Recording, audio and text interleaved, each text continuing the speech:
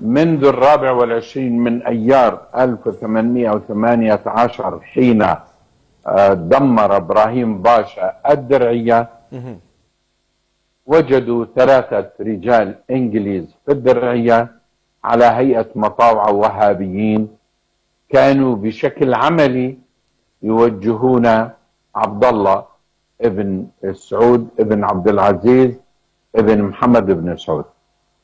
كانوا موجودين 3. المهم لما بدأ عبد العزيز بدأ وقد أعطى للإنجليز كل ما يريدون مقابل أطماعه وما كان يصبو إليه.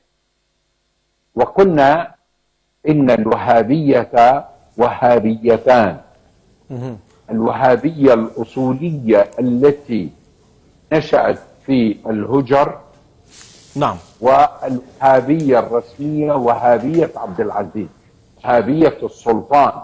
نعم. وكان لابد لعبد العزيز أن يتخلص من الوهابية الأصولية المتشددة بشكل كامل، نعم، الذين كفروه رغم أنه عقد معهم مؤتمرين، ولكنهم كفروه، فكان لابد أن يأتي عليهم ويقضي عليهم. وهذا ما حدث عام 1936 الموافق 1360 هجري، نعم، في معركة بلا.